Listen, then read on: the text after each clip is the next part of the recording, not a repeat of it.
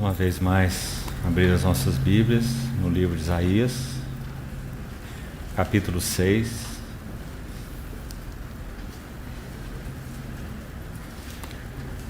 E vamos ler novamente o verso que lemos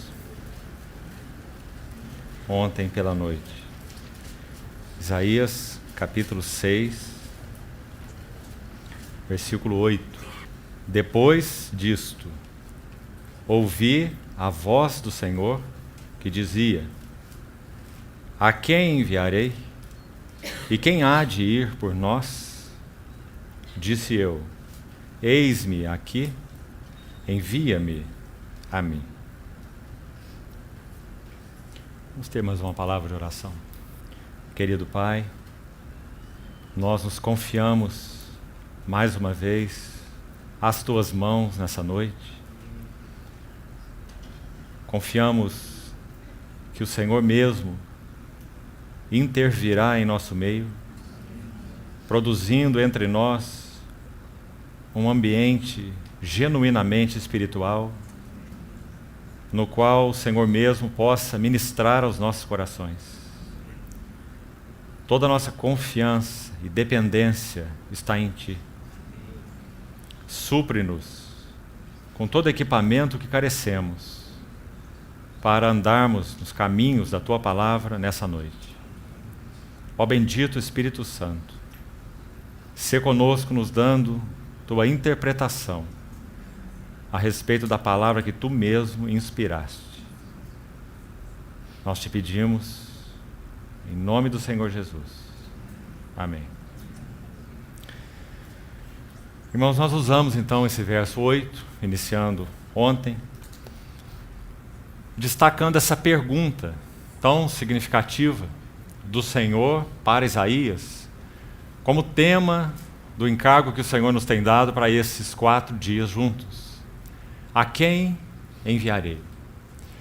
E estamos então procurando destacar que tipo, colocada a pergunta de outra forma, que tipo de servo supre as necessidades de Deus?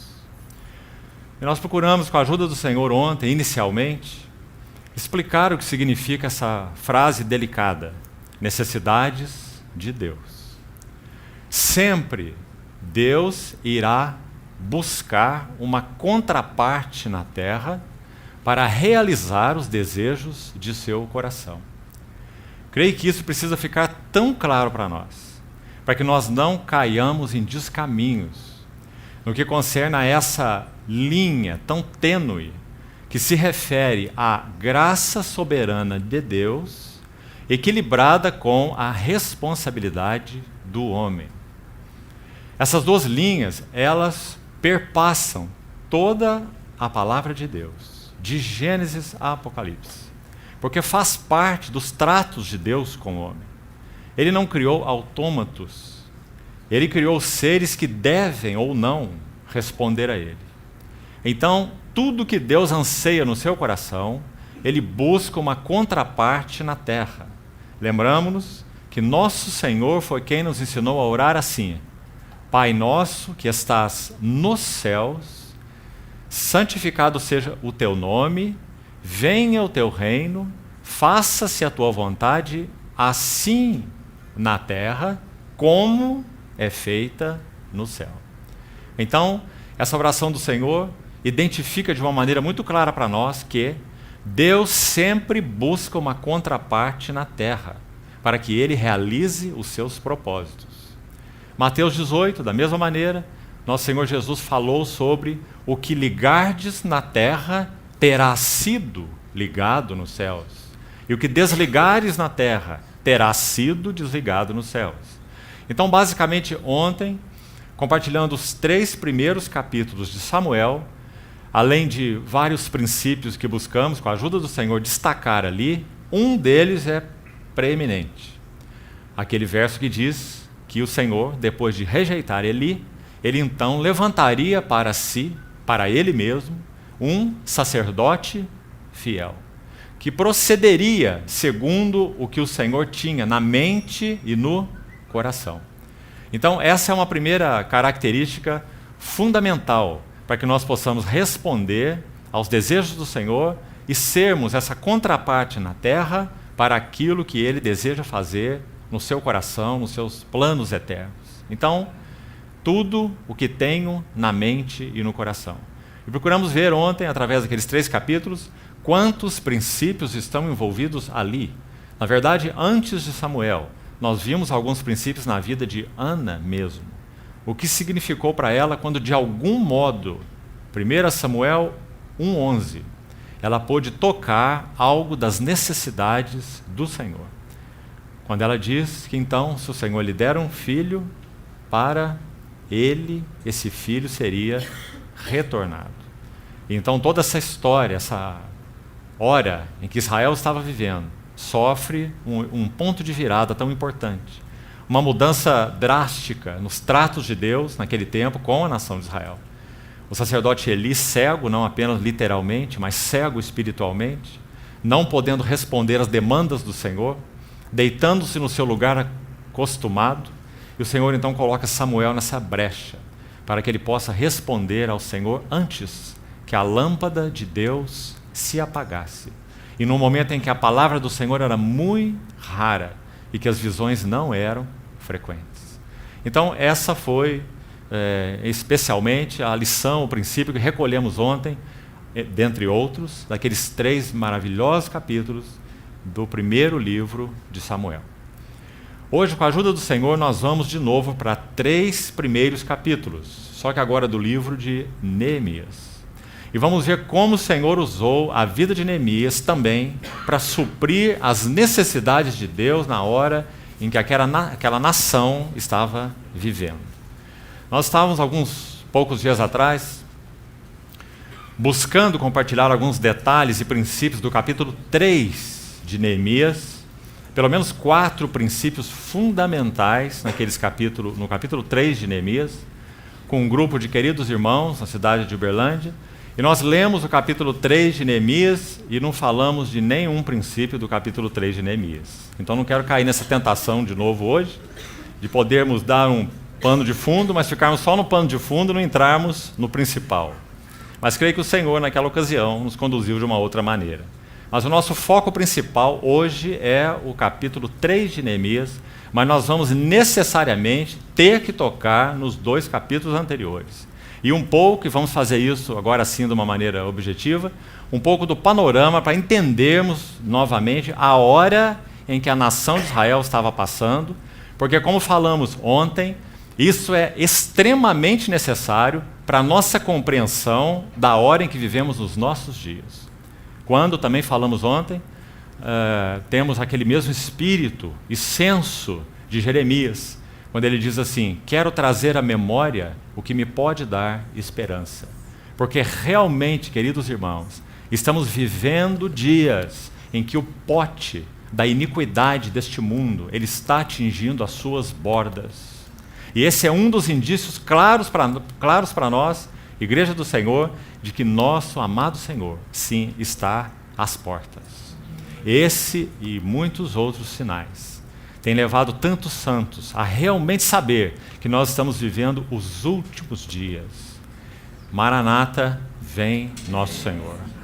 Então, quando nós olhamos um pouco do contexto desse livro precioso, Neemias, junto com o livro de Esdras, junto com o livro de Esther, junto com o livro de Ageu, junto com o livro de Zacarias. Temos 5 livros, que são especialmente destinados a essa época, a essa fase. Então, falando de um modo rápido, um pequeno contexto geral. O povo de Israel foi levado cativo para a Babilônia em 3 etapas. Durante o reinado de Jeoaquim, de Joaquim e de Zedequias. E Jerusalém foi sitiada durante o governo desse último rei Zedequias, que reinou durante 11 anos, e finalmente esse povo foi levado cativo em 3 levas. Quando o Senhor, pela sua graça, usou o cativeiro da Babilônia como um instrumento precioso, disciplinar nas mãos do Senhor, então, depois de se cumprirem 70 anos, conforme a profecia de Jeremias, o Senhor então traria e trouxe a sua nação da aliança de volta para a terra da promessa. Creio que certa vez, aqui mesmo com os irmãos, nós comentamos o porquê desse cativeiro e o que ele tem de significado para nós. E usamos uma figura. Se você tem na sua casa um filho que gosta de roubar o sorvete da geladeira e não deixa para os seus irmãos, então existe uma maneira boa de você disciplinar o filho com milão de sorvete. Você compra 1 quilo de sorvete, coloca o seu filho na mesa e faz ele comer o quilo todo. Quando ele concluir, ele vai olhar para o sorvete com mais respeito. Foi isso que Deus fez quando ele levou a nação de Israel para o cativeiro do deserto. Debaixo de cada árvore frondosa e cada monte alto, eles levantavam um altar e adoravam deuses estranhos. Então Jeremias no capítulo 2 diz assim: meu povo deixou a sua glória por aquilo que é de nenhum proveito. E deixou um manancial de águas vivas e cavou para si cisternas rotas. Que livro apaixonado é aquele livro de Jeremias. O Senhor pergunta: que mal fiz eu para que o meu povo me trocasse? Aquele que os guiou pelo deserto, aquele que era o amado noivo, ele pergunta: que mal fiz eu? O que tem em mim para que eles me deixassem e buscassem aquilo que é de nenhum proveito? Então Jeremias vai falar sobre esse tempo, sobre esse cativeiro, e depois que o Senhor exerce essa disciplina, a história vai nos dizer que o povo de Israel falhou em outros assuntos diante do Senhor, mas nunca mais levantou ídolos. Eles foram curados da idolatria na Babilônia. Então o Senhor usou aquele período disciplinar de 70 anos e trouxe o seu povo. Como? Em primeiro lugar, 100 anos antes de Ciro nascer, ele já é chamado por Isaías pelo nome, naquela profecia maravilhosa de Isaías, capítulos 44 e 45. Ciro, meu pastor, ele fará toda a minha vontade. De alguma maneira, Ciro o persa tomou conhecimento desta profecia e então ele respondeu como sendo esse pastor de Deus, liberando aquele decreto real, e o povo foi então libertado para voluntariamente, se quisessem, observe quantos princípios há aí até aqui dentro do que já falamos. Se quisessem, eles então deixassem Babilônia e fossem para Jerusalém. Irmãos, essa viagem é uma viagem, naturalmente falando, ridícula. Porque a história, de novo, vai nos dizer que o povo da aliança prosperou em Babilônia. A história vai nos dizer que eles se tornaram ali extremamente prósperos. A história vai nos dizer que eles tinham liberdade de culto, eles podiam ler a sua Torá, eles podiam cantar os salmos, eles podiam fazer as suas orações, mas não tinham o mais importante, o altar, que fala na tipologia bíblica da centralidade da pessoa e obra de Cristo. Então o altar eles não podiam levantar em Babilônia, isso seria uma blasfêmia, porque o lugar do altar é Jerusalém. Então eles nunca levantaram altares em Babilônia, mas eles tinham tudo mais que podia aplacar a sua consciência religiosa. Que lição isso para nós. Nós também podemos ter nossa consciência religiosa aplacada de muitas maneiras, mas não termos um altar erigido em nossa relação com o Senhor. Então, quando eles saem de Babilônia pela liderança de Zorobabel, nascido na Babilônia, e Josué, a primeira coisa que Esdras vai relatar que foi edificado e colocado no seu lugar em Jerusalém, Esdras 3:3. Firmaram o altar sobre as suas bases. E o versículo diz assim: e ainda que estando sob o terror de outros povos, ofereceram holocaustos ao Senhor. Você vê que coisa impressionante esse versículo, irmão? Porque esse versículo de novo fala de algo, humanamente falando, ridículo. Esse povo estava saindo da Babilônia e indo para uma terra do nada, exposta a feras. Isso também o livro de Deuteronômio vai nos dizer, nos ensinar, antes que acontecesse, que aquelas cidades elas foram habitadas por feras. Quando o povo entrou em Canaã, eles tiveram que expulsar inimigos e feras também, e irem habitando naquelas cidades e povoando aquela nação. Quando eles saíram de Jerusalém e ela foi destruída, da mesma maneira aquilo se tornou um lugar deserto, ocupado por feras, expostos a inimigos de toda sorte, e esse povo volta para lá. A primeira leva de cativos, sob a liderança de Zorobabel, o que eles fazem? Qualquer líder, com o mínimo de bom senso, diria assim, precisamos nos proteger. E nós vamos começar essa grande obra aqui, edificando os muros em volta de Jerusalém. Não é essa a lógica militar? Mas não foi isso que eles fizeram. Porque aí não estava em jogo a lógica militar. Um povo que deixou Babilônia e foi para Jerusalém em função de uma única coisa: o nome de Deus, a glória de Deus, a vontade de Deus. O nome de Deus, a glória de Deus e a vontade de Deus estavam em Jerusalém.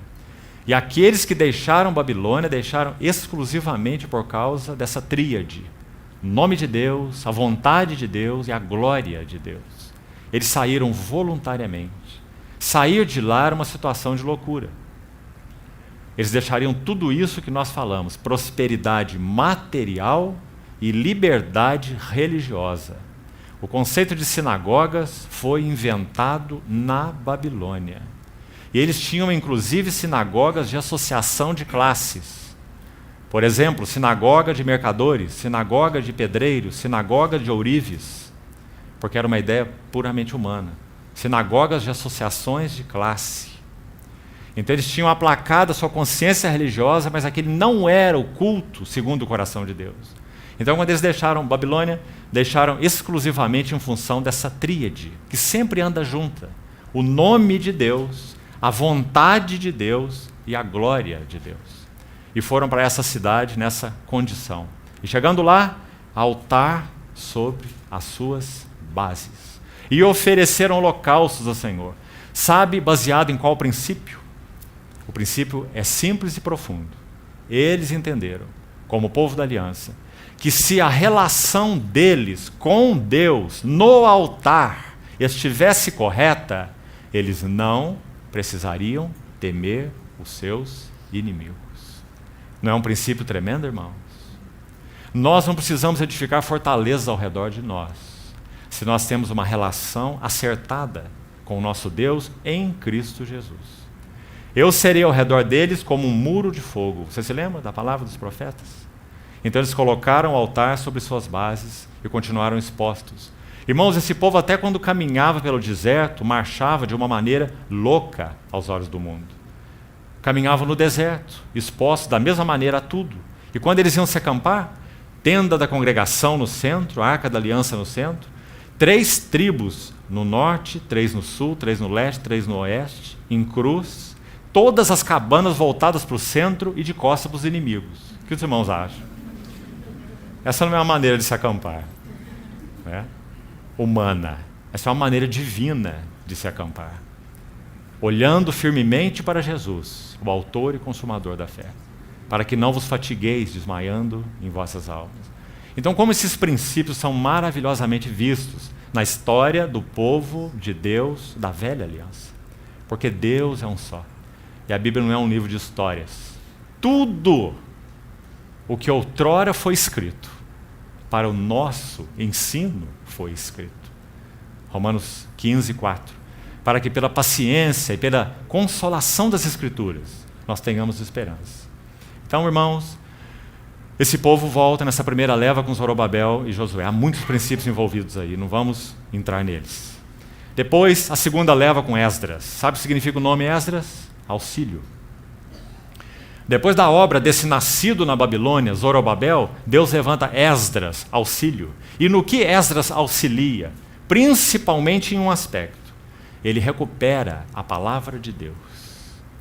Isso está registrado no livro de Neemias, capítulo 8. Quando eles reúnem naquela plataforma, desde a alva até o meio-dia, se revezam pregando a palavra e o povo ouvindo e chorando. Irmãos, eles tinham a mesma Torá na Babilônia, mas não tinham esse resultado. Compreende? Eles tiveram esse resultado de uma palavra renovada, viva, profunda, penetrante no coração deles, quando eles estavam no lugar do nome, da vontade e da glória de Deus. A palavra era a mesma, mas o fundamento era completamente diferente. Então aquela reunião maravilhosa, quando eles choravam ouvindo a palavra, então aquelas pessoas que ministravam diziam assim: não, parem de chorar, A alegria do Senhor é a nossa força. Vamos festejar, vamos enviar porções para os que nada têm. Você vê a hora que eles viveram? Avivamento espiritual. Registrado em Neemias, capítulo 8. Sabe qual foi o foco desse avivamento espiritual? A palavra de Deus. A velha palavra foi recuperada, aberta, vivificada pelo Espírito de Deus. E então, aquele povo foi recuperado para Deus. Isso com Esdras, além de outros pontos em que ele contribuiu. Também fortaleceu o serviço da casa de Deus, também purificou o povo para Deus. E depois nós temos o terceiro retorno, que vai ser o nosso foco do compartilhar hoje. Neemias. O nome de Neemias é muito significativo e completa esse quadro para nós. Primeiro, o Zorobabel, ele nasceu na Babilônia e foi um cooperador de Deus nessa primeira leva até edificar o templo. Embora o serviço do templo fosse fraco, havia poucos sacerdotes, havia muitos vasos sagrados que ainda não tinham sido trazidos com Zorobabel, tinham ficado lá na Babilônia. Neemias ou Esdras vai trazer depois, nessa segunda leva de cativos. Então, quando Zorobabel conclui o templo, não havia nele glória, não havia um serviço forte, não havia todos os vasos, mas o templo já estava lá. Ele cumpriu essa parte importante de lançar esses fundamentos. Depois, Esdras, o auxílio, trazendo vasos sagrados, trazendo mais sacerdotes. Esdras dispôs o seu coração. Que versículo precioso do capítulo 7 de Esdras. Ele dispôs, Esdras 7:10.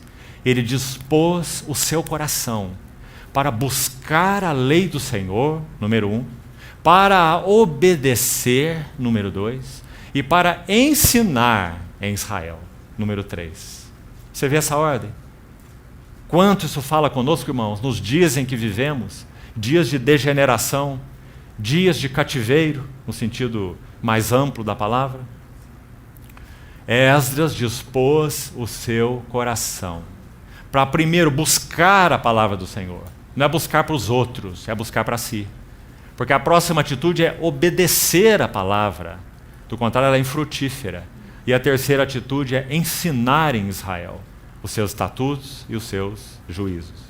Versículo 10. E lá no verso 27, do mesmo capítulo 7 de Esdras, tem uma palavrinha ali, preciosa, que vai resumir o ministério de Esdras. E vai dizer que através de Esdras, a casa de Deus foi ornada. Ornar a casa de Deus. Essa é uma palavra para resumir o ministério de Esdras. Irmãos, quantos Esdras o nosso Senhor deseja levantar nos nossos dias, que dispõe o seu coração para realmente buscar a palavra, que dispõe o seu coração para obedecer a palavra e que também dispõe o seu coração para ensinar a palavra e para serem cooperadores de Deus. Esse foi Esdras. E então, Neemias. Neemias significa e Jeová se consolou. Que lindo nome. Ele começa com um nascido na Babilônia, o Zorobabel. Ele segue com Esdras, o seu auxílio, e ele termina com o seu consolo, Neemias. E Jeová se consolou. Por que Jeová se consolou? Porque agora os muros da cidade são edificados. E por que Jeová se consolou? Porque, de novo, repetindo os aspectos mais importantes que tocamos ontem, Jeová encontra na terra uma contraparte dos seus desejos no céu. E esse é Neemias. Então vamos para o capítulo 1 de Neemias. Vamos ver alguma coisa ali. Verso 3. Os dois primeiros versos dizem que esse Anani, um dos irmãos dele, verso 2, ele vem com notícias para Neemias a respeito de Jerusalém. E ele diz o seguinte no verso 3. Disseram-me, os restantes que não foram levados para o exílio e se acham lá na província, estão em grande miséria e desprezo. Os muros de Jerusalém estão derribados e as suas portas queimadas a fogo. Tendo eu ouvido essas palavras, aqui a história começa. O céu está encontrando uma contraparte na terra. Irmão, nunca esqueça isso. Nunca cruze os seus braços e nunca interprete de maneira leviana nem a soberania e nem a graça de Deus. Porque Deus, na sua graça livre e soberana, Ele determinou-se a encontrar, a buscar uma contraparte na terra para que Ele complete seus propósitos. Amados irmãos, Ele simplesmente poderia fazer de outra maneira, se ele assim quisesse. Mas a questão é que ele assim não o quis. Então Paulo pode dizer assim com toda confiança: de Deus nós somos cooperadores. Com tanta clareza. E Paulo pode dizer assim: a graça de Deus, escute isso, 1 Coríntios 15, 10. Pela graça de Deus, eu sou o que eu sou. Paulo é um devedor da graça, todos nós somos devedores da graça. A graça de Deus é tudo. Pela graça de Deus, eu sou o que eu sou. Mas ele não parou aí, escute o resto do verso. Mas a graça que me foi dada não se tornou vã. Antes, eu trabalhei mais do que todos eles, referindo aos apóstolos. Aí você diz: Paulo está se ensoberbecendo, se orgulhando, dizendo que trabalhou, ainda trabalhou mais do que todo mundo. Aí ele completa assim: porém, não eu, mas a graça de Deus comigo. Um equilíbrio divino, né? Só o Espírito Santo pode escrever uma coisa como essa, usando Paulo. Sabe o que ele faz em 1 Coríntios 15, 10? Um sanduíche. Você tem que comê-lo inteiro. Não coma só a metade do pão, não come só a carne do meio, come o sanduíche inteiro. A fatia do pão do lado de cá é graça. A fatia do pão do lado de lá é graça. E esse que está no meio é responsabilidade. Ela é cercada pela graça. Ela é fundamentada pela graça, ela é sustentada pela graça, ela é realizada pela graça, mas ela é exercida por aqueles que contam com a graça e se apropriam da graça e não consideram vã a graça de Deus. Então esse versículo 10 do capítulo 15 de 1 Coríntios, muito interessante, mostrando esse equilíbrio. Então Deus busca sempre essa contraparte. Desenvolvei vossa salvação com temor e tremor. Nossa responsabilidade. Mas, ó Senhor, como nós vamos fazer isso? Desenvolver a nossa salvação. Que tarefa é essa? Como nós podemos? Nós não temos habilidade. Então Paulo continua pelo Espírito. Porque Deus é quem efetua em vós tanto querer como realizar, segundo a sua boa vontade. Não é um mistério, irmãos. O mistério da cooperação da soberana, livre e incondicional graça com a responsabilidade do homem. A palavra que eles ouviram, graça, Deus dá a sua palavra, não lhes aproveitou. Porque ela não foi misturada com a fé naqueles que a ouviram. Não exerceram bem a sua responsabilidade. Não agarraram com firmeza as verdades ouvidas. E por isso delas se desviaram. E os seus cadáveres ficaram prostrados no deserto. Oh, amado irmão, se essas exortações não fossem para a igreja de Deus, o que elas estão fazendo no livro de Hebreus? Por que tipologia do deserto?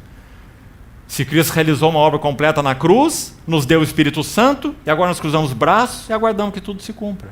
Então vamos jogar o livro de Hebreus fora. E algumas boas passagens de outras cartas também, que vamos dizer: não, não. Apressemo-nos por entrar naquele descanso. Esforcemo-nos por entrar naquele descanso. Importa que apeguemos com mais firmeza as verdades ouvidas, para não nos desviarmos.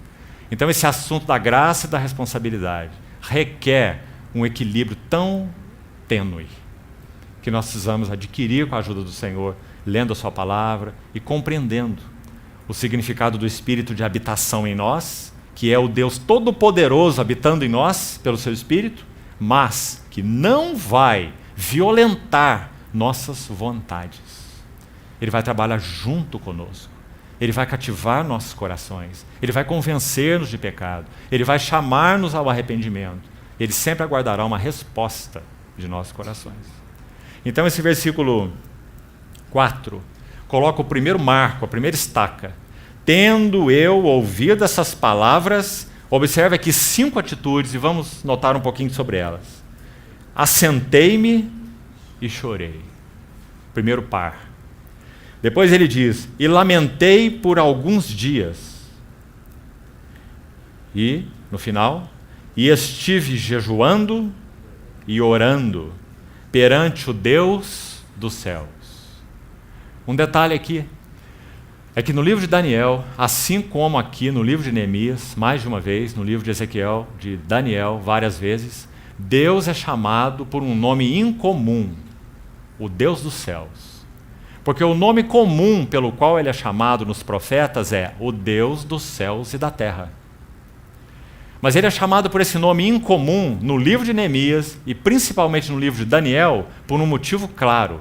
Deus não tinha naquela hora, naquele tempo, um testemunho na terra. Seu testemunho estava em ruínas. Então Neemias diz, orei ao Deus dos céus, e Daniel também, e orei ao Deus dos céus, porque o testemunho na terra estava arruinado. Essa foi a hora em que eles viveram. Assentei-me, chorei e lamentei por alguns dias e estive jejuando e orando. Se você for cuidadoso no estudo do primeiro capítulo de Neemias e o início do capítulo 2, quero ajudá-lo aí, veja o versículo 1 do primeiro capítulo. Olhe para ele com atenção.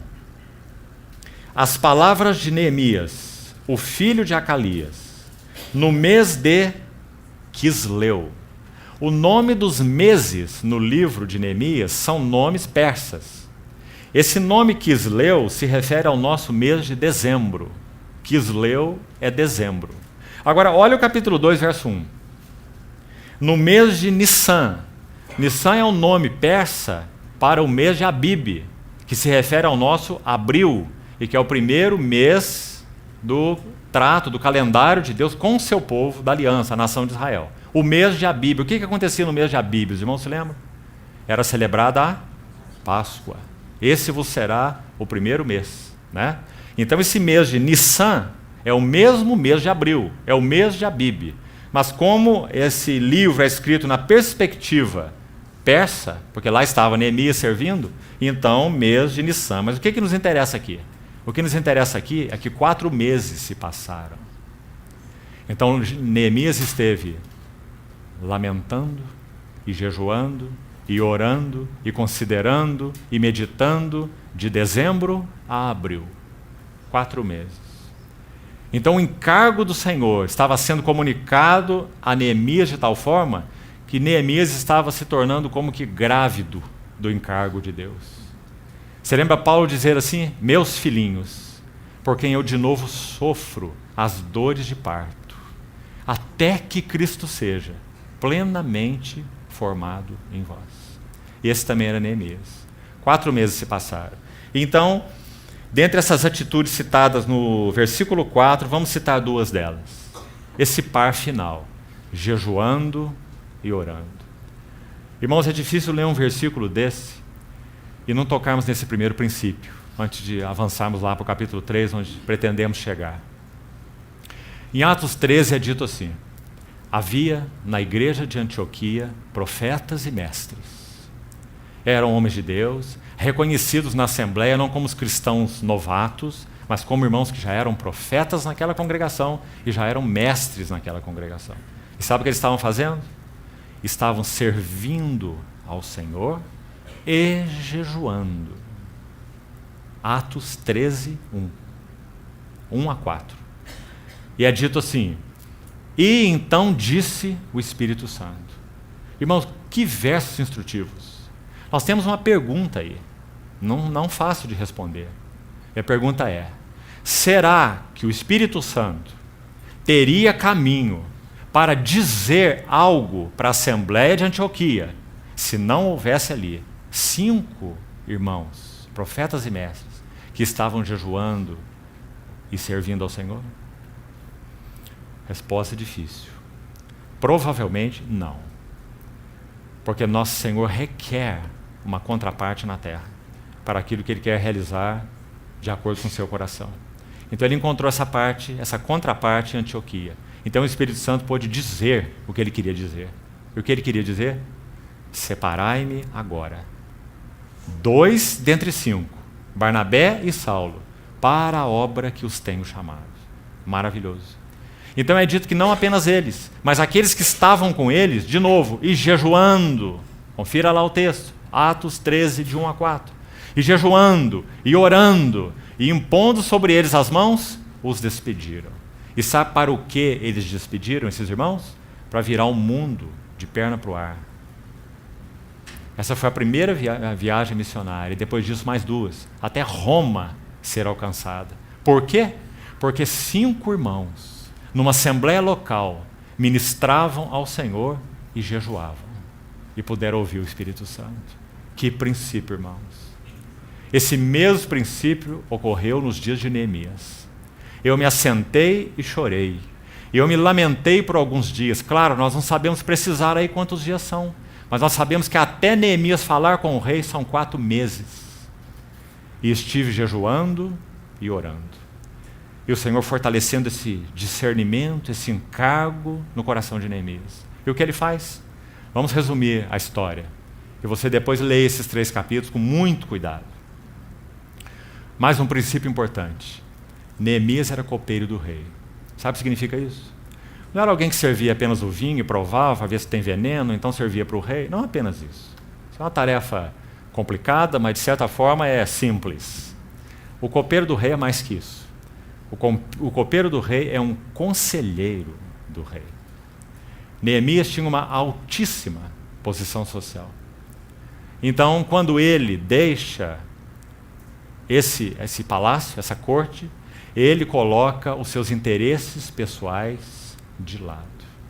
Ele considera esse alto ofício que ele possuía como sendo algo de segundo plano, secundário, diante do significado dos encargos do coração de Deus. Que princípio. Então você vai ver o capítulo 1 terminando com essa frase. Veja aí. Nesse tempo, eu era copeiro do rei. Assim termina o capítulo 1. Quanta coisa existe por trás dessa frase, né? Tão fácil de nós interpretarmos.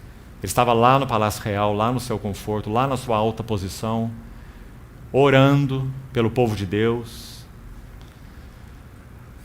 Talvez pudesse se limitar a isso de alguma maneira, né? Eu estou aqui intercedendo, eu estou aqui o Senhor me colocou, e aqui eu entendo que devo ficar, estou intercedendo pelo povo da aliança. Mas esse não era Neemias.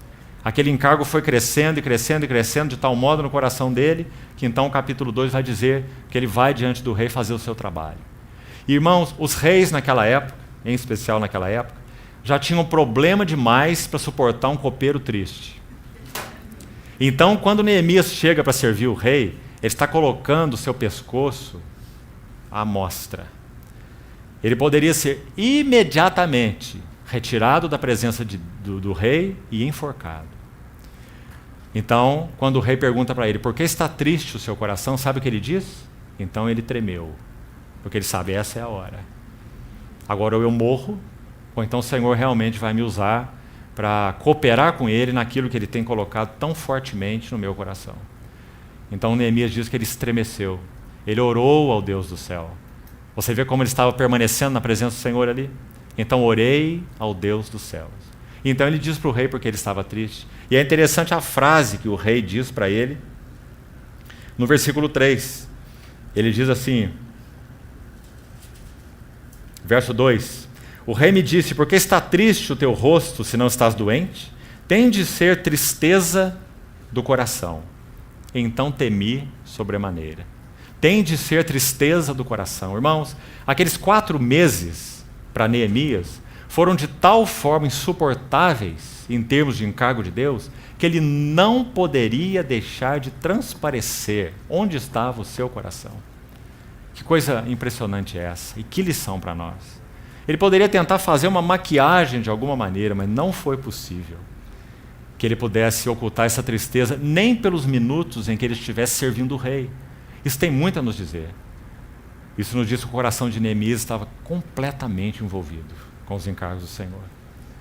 Então, quando o rei detecta isso e faz aquela pergunta, e ele teme, ele ora ao Deus dos céus, e ele diz por quê da sua tristeza.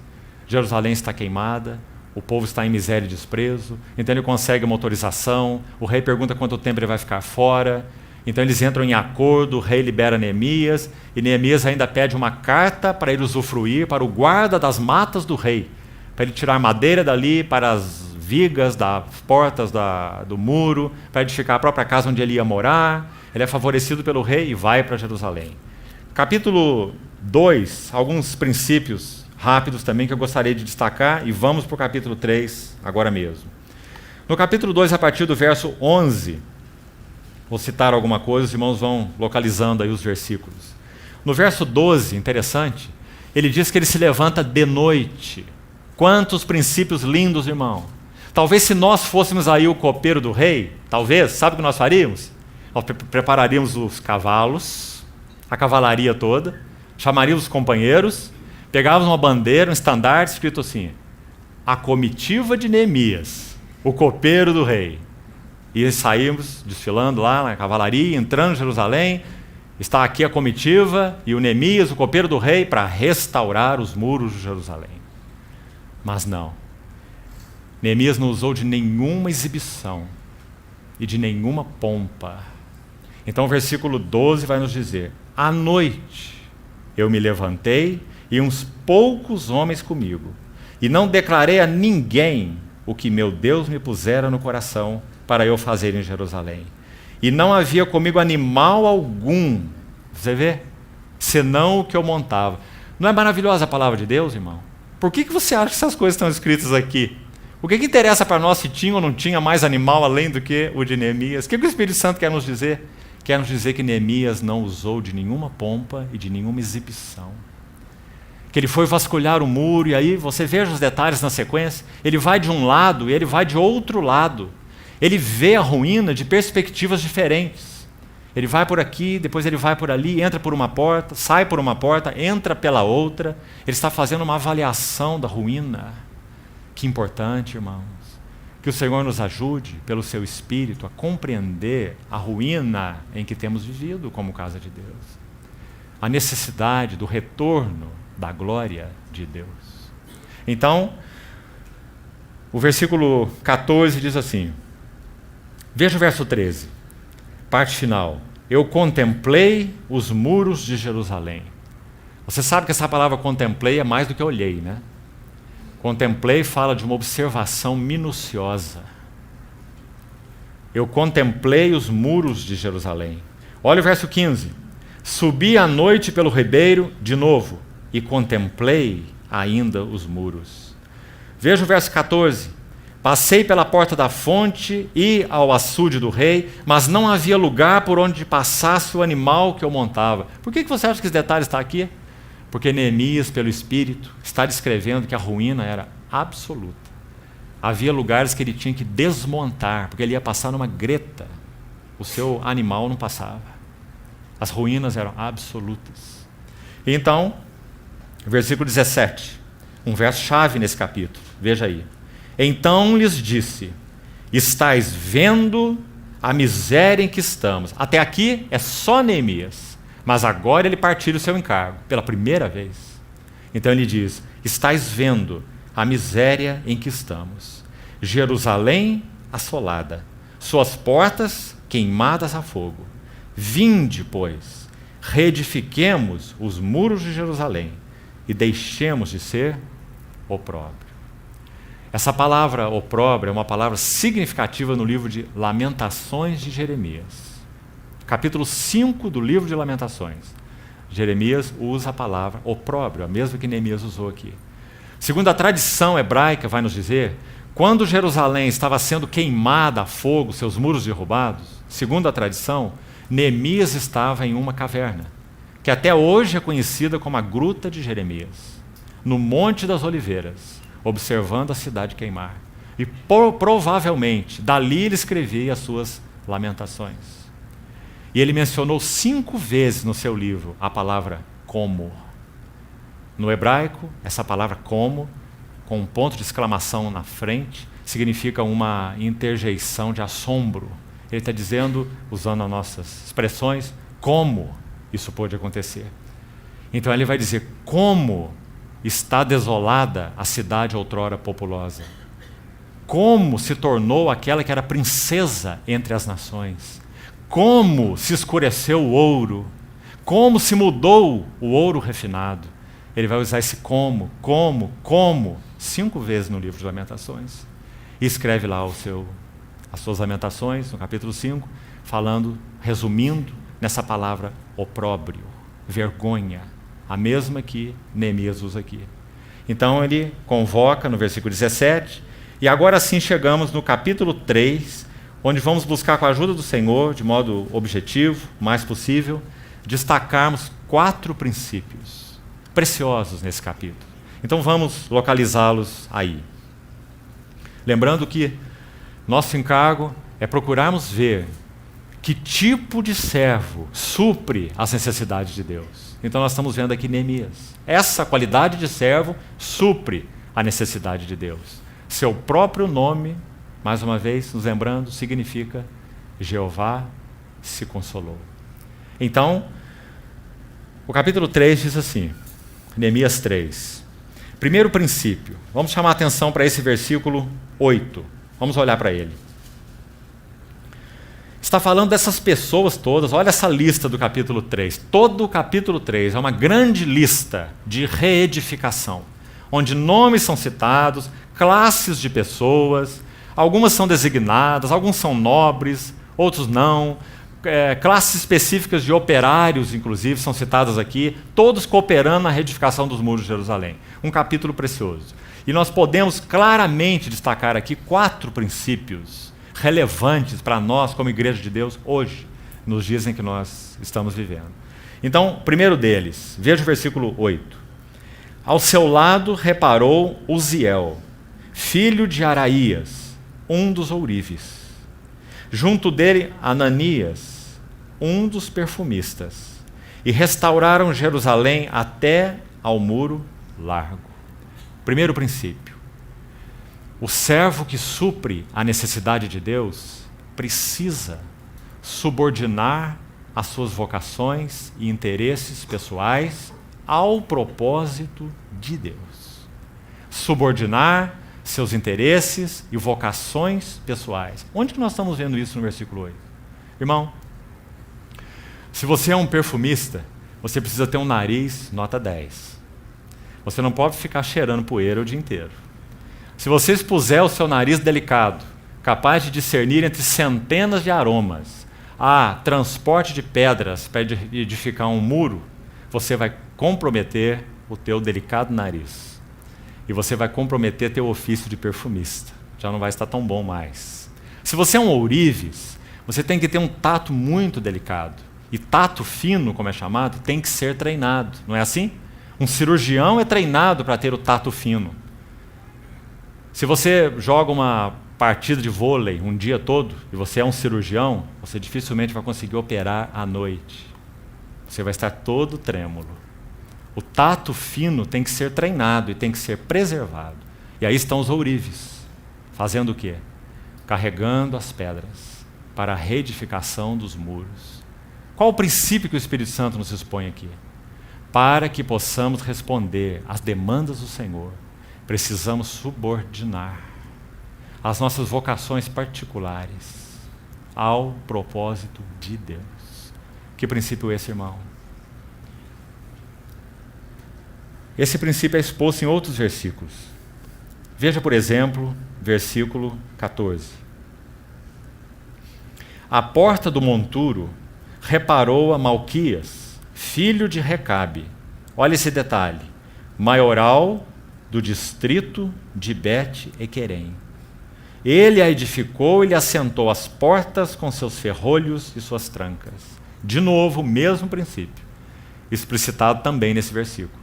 Esse maioral do distrito de Bet-Equerem certamente tinha muita coisa a mais para fazer do que carregar pedras para a edificação do muro. Então esse maioral também subordinou seus interesses e sua vocação pessoal ao propósito, à vontade, ao nome e à glória de Deus. Que princípio importante. Segundo princípio, veja, por exemplo, o versículo 12. São vários versículos que vão nos ajudar nesse segundo princípio. Verso 12 diz assim: ao lado dele reparou Salum. Olha o verso 10. Ao seu lado reparou Jedaías. E aí você encontrar muitas vezes mais. Olha o verso 19. Ao seu lado reparou Ezer. O próprio verso 8 que nós já lemos. Ao seu lado reparou Uziel. Verso 5. Ao lado desse. Que princípio é esse? Coordenação. Vamos reunir nesse segundo princípio, ainda nesse segundo princípio, coordenação, uma segunda palavra. Veja aí no versículo 16. Depois dele reparou Neemias. Verso 17, 18, 19, 20, 21, todos começando da mesma maneira. depois dele, depois dele, e depois dele, e também o verso 22, e também o verso 23. Então, ao lado dele, depois dele.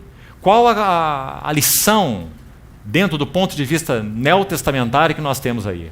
Muito claro no Novo Testamento esse princípio. Vamos colocá-lo assim. Coordenação. Se nós queremos ser servos que suprem as demandas de Deus, nós carecemos de um espírito coordenado. Em que sentido? Ao lado dele e depois dele. Como que o Novo Testamento vai nos ajudar a entender esse princípio? Muito claro, escute isso. Filipenses 4. Paulo escreve assim. Filipenses 4, versos 2 e 3.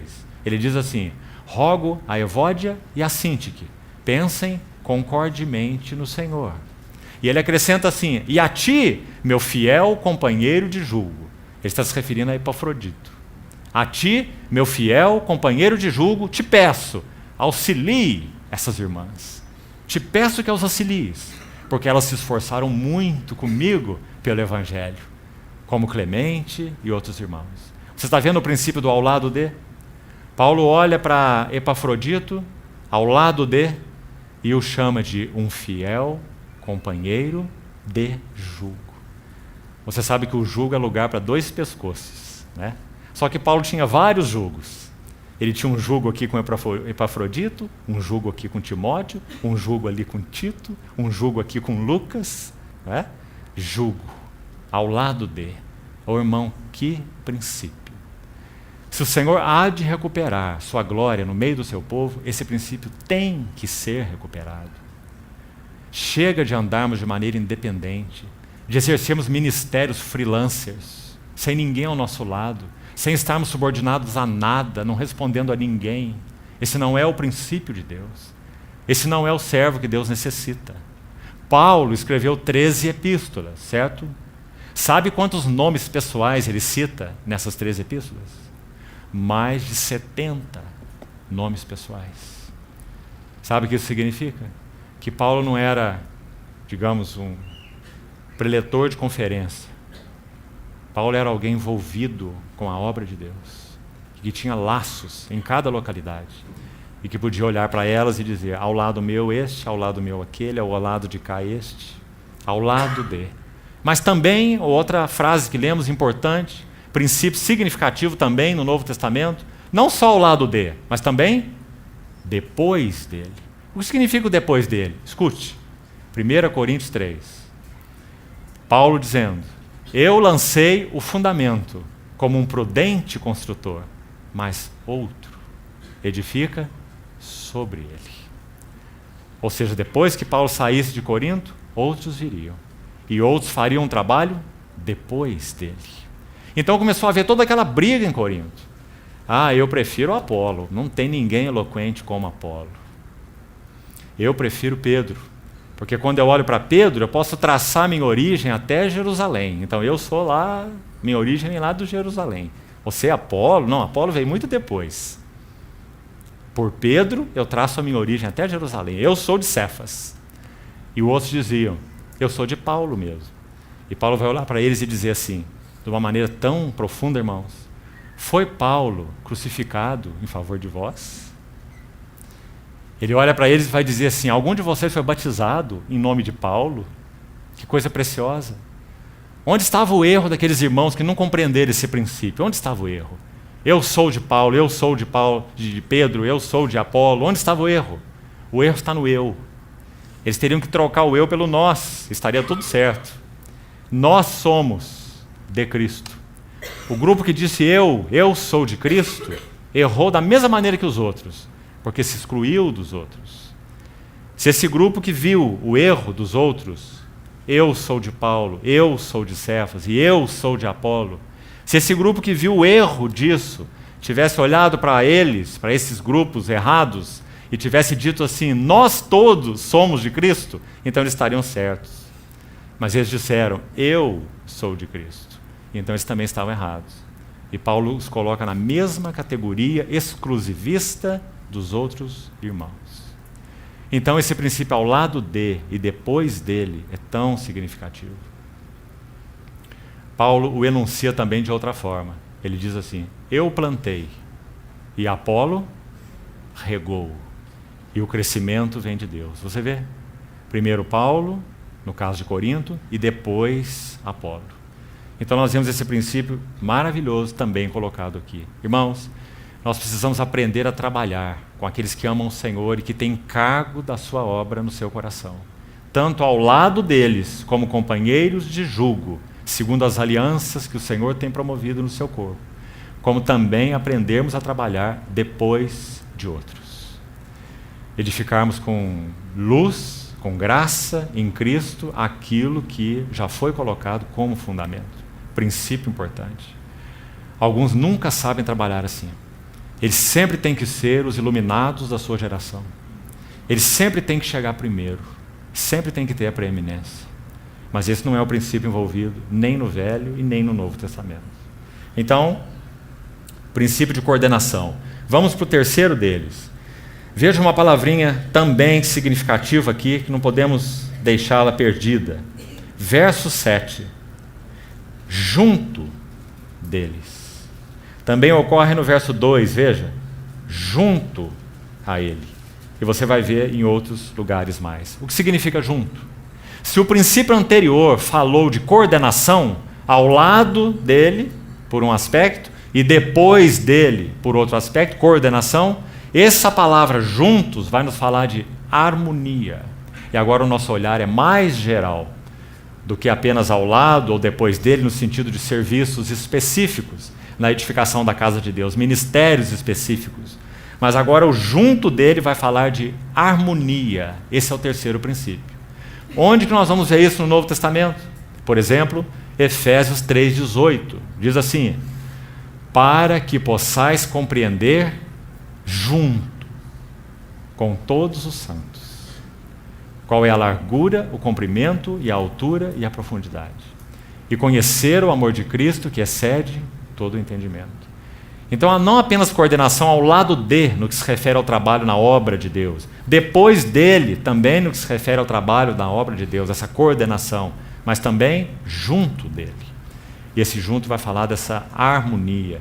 Irmãos, quando isso acontece, ou para que isso aconteça, qual é o nosso desafio? Vitória sobre simpatias e antipatias. O que nos impede de operarmos juntos como casa de Deus, junto com todos os santos? Simpatias e antipatias, preferências pessoais. Irmãos, nós precisamos tanto guardar os nossos corações, para que nós não façamos clubinhos no meio do povo de Deus. Uma coisa é certa: o Senhor promove, Ele mesmo, de maneira particular, alguns relacionamentos mais chegados. Nosso próprio Senhor Jesus teve relacionamentos mais chegados, dentro do grupo dos 12. Paulo também teve relacionamentos mais chegados. Ele vai olhar para Lucas e vai dizer: é o médico amado, que está aqui sofrendo comigo e inclusive me prestando serviço. Ele não teve esse mesmo relacionamento com todos os irmãos. Mas Paulo não formava clubinhos. Quando ele viu o clubinho de Corinto, ele foi sério com eles. Clube de Pedro, clube de Apolo.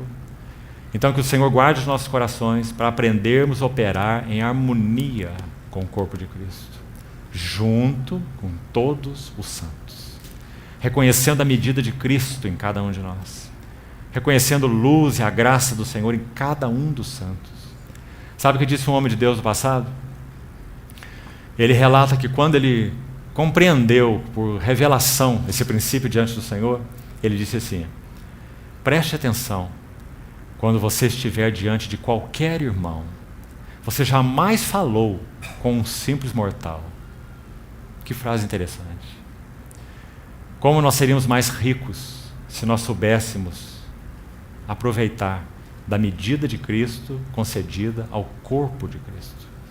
Então, junto com todos os santos. Esse seria o terceiro princípio, o princípio de harmonia. Mas veja um quarto aí, muito interessante. E aqui vamos concluir. Verso 23. Depois repararam Benjamim e Assub. Veja essa frase agora. Defronte da sua casa. Veja o verso 28. Por cima, ou para cima da porta dos cavalos, repararam os sacerdotes, cada um defronte da sua casa. Verso 29. Depois deles reparou Zadok, filho de Imer, defronte de sua casa. E depois dele reparou Ananias, filho de Selemias, e Anum, etc., até o final do verso, defronte da sua morada. Mais um princípio. A tarefa de edificação dos muros é muito extensa. E do que falam os muros, em primeiro lugar? Muros, em primeiro lugar, falam de separação e unidade. Princípios, em si mesmos, por si mesmos, antagônicos, mas que sempre operam juntos na casa de Deus.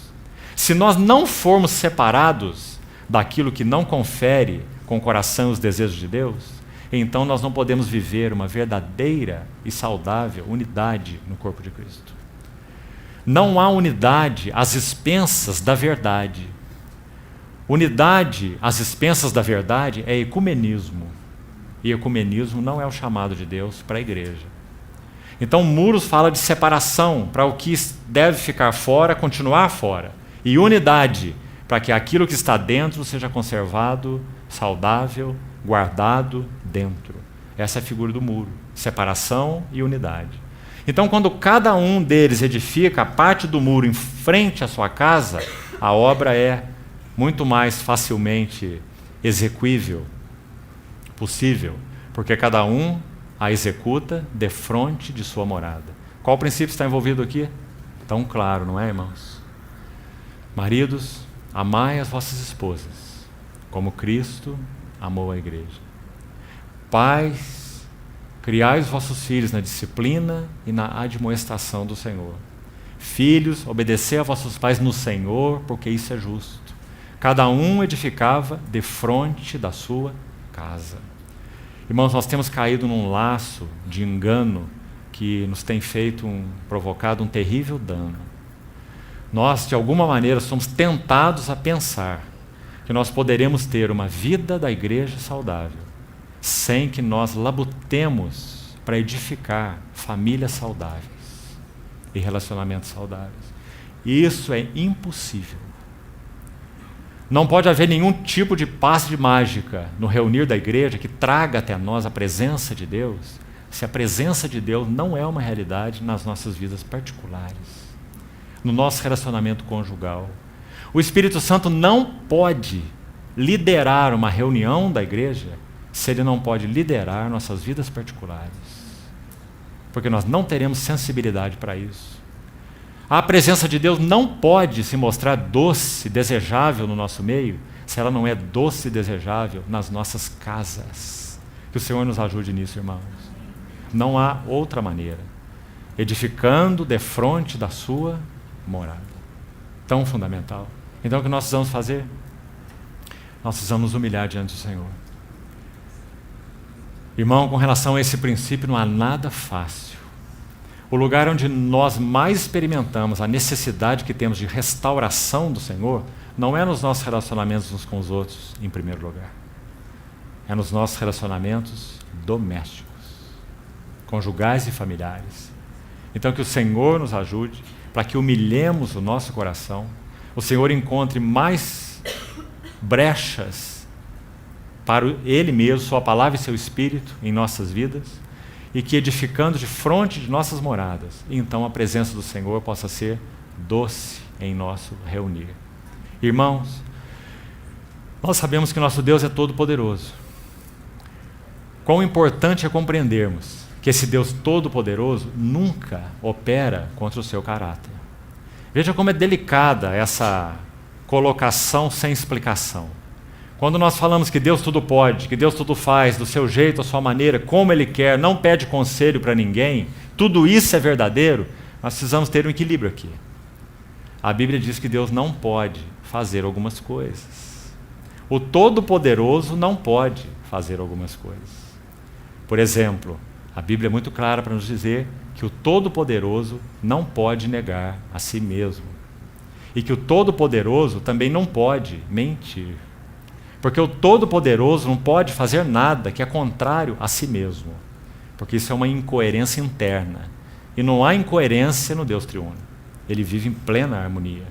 Então, se é assim na Trindade, é assim entre nós. Nunca poderá ser experimentada entre nós uma verdadeira harmonia, um verdadeiro gozo, uma verdadeira doçura da presença de Deus, se nós não vivemos à luz da face de Deus 24 horas por dia. Esse é o segredo da vida cristã. Atos 2, Pedro, quando pregou a primeira mensagem no Pentecostes, você se lembra que salmo ele cita ali? Salmo 16. E ele cita aquele salmo como se referindo ao nosso Senhor Jesus. Porque não permitirás que o teu santo veja corrupção. Não deixarás a minha alma na morte. Tu me verás ver os caminhos da vida e na tua presença há plenitude de alegria. Irmão, quando você olha o salmo na ordem que ele foi citado por Pedro, a mesma ordem do salmo em si, o salmo 16, você vai ver dois segredos ali. Sabe qual foi o segredo do Senhor Jesus para ter a vida que ele teve? Está na primeira frase do Salmo 16, citada lá. Tu me farás ver os caminhos da vida e na tua destra há delícias perpetuamente. Esse foi o segredo da vida humana do Senhor Jesus. E sabe qual foi o segredo da morte do Senhor Jesus? Não permitirás que o teu santo veja corrupção. Então, qual é o segredo para vivermos uma vida vitoriosa? Tu me farás ver os caminhos da vida e na tua destra há delícias perpetuamente. Então, se nós não pudermos viver assim, como indivíduos, como famílias, diante do Senhor, nunca poderemos experimentar nem a doçura, nem a condução do Senhor em nosso reunir. E concluindo, irmãos, queria chamar a atenção para uma coisa a mais. Também um ponto delicado de equilíbrio, para você pensar e orar. Um lado, uma frase muito conhecida entre nós, e vamos repeti-la porque ela é profundamente verdadeira. A igreja não é reunião. A igreja tem reuniões. Corretíssima essa frase, não é? E precisamos muito observar isso, porque a vida da igreja é 24 horas por dia. A igreja tem reuniões, mas ela não se limita a reuniões. Mas nós precisamos de um equilíbrio aqui para essa frase. Porque talvez ela em si mesma nos ajude, coopere, para darmos pouco significado, sentido do valor do reunir do povo de Deus. Então, pelo lado de cá, diríamos assim, as reuniões da igreja, elas são designadas por Deus para nós termos uma medida da plenitude de Cristo que é impossível que nós desfrutemos em nossas casas. Amados, não é impressionante para você quando você lê a história do povo de Deus perseguido por amor ao Senhor? E pensar que eles poderiam ficar quietos nas suas casas, não expor seu pescoço a risco. Eles têm lá a Bíblia, se é que tem, podem reunir, podem orar, podem adorar, estão juntos, pertencem ao Senhor, são membros do corpo de Cristo, têm o Espírito Santo. O que eles não têm? Eles têm tudo. Mas por que eles pagam, colocam seu pescoço a prêmio para se encontrarem nas grutas e nas cavernas? Por quê? Porque eles querem morrer? Querem ser martirizados? Não. Porque eles entendem o significado da reunião da igreja. Mas e nós, como vemos a reunião da igreja? Basta nós termos um desconforto gástrico que nós não vamos participar da reunião da igreja, né? Que o Senhor nos ajude, irmãos. Nós temos tido o privilégio de cooperar com a obra do Senhor em Cuba. E sabe uma das coisas lindas que ouvimos ali? Isso nos trouxe à memória a operação de Deus na China, através de vários obreiros que cooperaram ali no século XX, naquele movimento maravilhoso que houve na China. Aqueles irmãos em Cuba, em torno de 20 anos atrás, quando a perseguição era acirrada naquele país e não tinham liberdade, o Senhor começou algo precioso ali numa universidade, através de alguns jovens. E a palavra começou a ser pregada ali dentro e vários jovens se converteram. E eles não tinham acesso à palavra. Quando eles se encontravam alguma Bíblia, eles a partiam em pedaços. E cada jovem daqueles já convertidos, um grupo inicial de uns 20 estudantes, eles levavam os pedaços para suas casas e eles liam e liam e liam e memorizavam e iam às noites para as linhas de trem, lugares escuros, onde eles iam compartilhar a palavra de Deus. que eles haviam lido, memorizado e meditado. Que coisa maravilhosa, irmãos. Assim também foi na China. Aqueles irmãos amaram a palavra de Deus. Eles se gastaram pela palavra de Deus. E eles também memorizaram a palavra de Deus. E eles se encontravam para recitá-la. Eles tinham prazer de falar a palavra uns aos outros. Irmãos, nós temos uma absoluta necessidade que o Senhor resgate nos nossos dias aqueles que amam a sua palavra, para que a glória do Senhor possa ser recuperada na sua casa. Então que o Senhor nos ajude com esses princípios. 4 princípios nesse capítulo 3 falam profundamente ao nosso coração. Que o Senhor encontre mais Neemias para o seu consolo nos nossos dias. Vamos orar. Senhor, mais uma vez nós colocamos a Tua palavra compartilhada nas Tuas mãos e te pedimos que o Senhor a explique e a aplique profundamente nos nossos corações. Senhor, queremos amar a Tua palavra tanto quanto amamos a Ti. E te pedimos que Tua palavra possa reger nossa vida, pensamentos, desejos. Ordena, Senhor, nossas vidas e casas pela Tua palavra. Ajuda-nos, como igreja, a nos humilharmos diante de Tua potente mão, para que tudo que está no Teu coração seja executado em nós e através de nós. Queremos ser Teus cooperadores. Senhor, sabemos que temos esse elevado chamamento. Então te pedimos, Senhor, que não permita que nada, nem nossas vocações pessoais, nem nossas simpatias ou antipatias, nem ambições, planos, se interponham nesse tempo em que temos vivido de urgência, para que o Senhor tenha de novo o Teu lugar de descanso. Senhor, encontra Teu conforto, Teu prazer, Tua satisfação em nossas vidas. Te pedimos. Em nome do Senhor Jesus. Amém.